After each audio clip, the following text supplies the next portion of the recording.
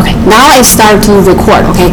Okay, guys, so, section 1.1, 4 ways to represent a function, okay? So, I believe you guys learned this definition in the algebra class, right? What is a function? So, what is a function? A function is what? An input only has one output. Yeah, so I'm going to ask some of you guys read the definition for us, okay? Okay, Dakota, from you, okay, your turn, please. I'm going to read it, okay. Yeah, read the definition, please. A function f is a rule that assigns to each element x in a set D exactly one element called f of x in a set.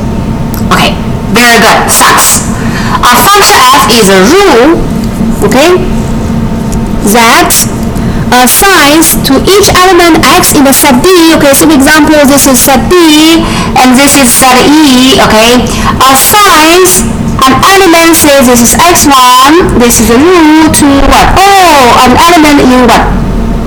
Set E, say this is y1, this is f, okay, or, okay, see, we have another element, x2 in set D, after f, we'll get a y2, okay? So, it looks like a machine that once we have an input of x, after the machine, this function f will have an output what?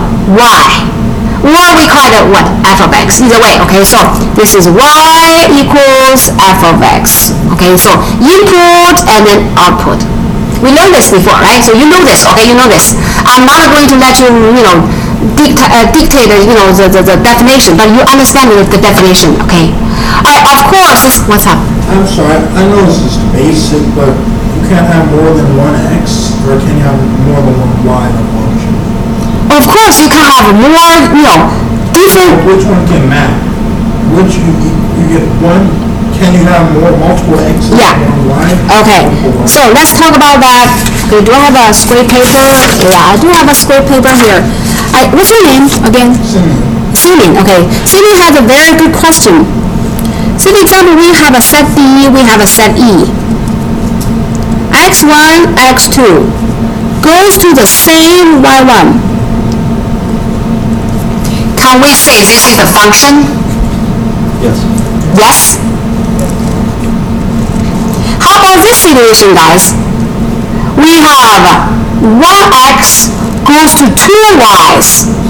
Can we say this is a function? No. Yes or no? No, okay? So, Simon? Yeah, that's my question. Yeah, that's your question, right? Because it's not always one-to-one. It's not, this is a one-to-one. How should I say? Perfect, a very good scenario. But, we may encounter this type of thing, right? So this is, yes, a function, but this is what? No, this is no, okay? Why? Because every x, we have two outcomes. That's not correct, okay? However, for different x, we may have what? The same y, because this y1 corresponds to each of the elements in D, right? So no, this is not a function. Okay, you're welcome, you guys. Okay, if you forget about the definition, no problem. Just go back to your algebra textbook and then review it, okay? Yeah, I believe this is something you had already learned before, I hope, okay? All right, set D is the main, and then set E is called what? The range, okay? Any questions about the definition of a function? No? Okay. Well, here, okay, I'm going to ask another volunteer read this, concept for us. Your turn, please. I'm sorry. A symbol that represents an arbitrary number in the domain of a function f is called an independent variable. Okay. A symbol that represents a number in the range of f is called a dependent variable. Very good, thanks, okay?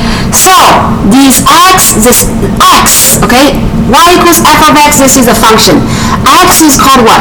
Independent variable, because it changes by itself. And then how about y? Y is called what? Dependent variable, because y depends on what? The function f also depends on the element x, depending on the independent variable x, right? So these are some basic concepts. And then in this section, they talk about these representations of the functions. Okay, 4 possible ways to represent a function: verbally, numerically, visually, and algebraically. Okay, so let's watch the video from the book. Okay, from the book.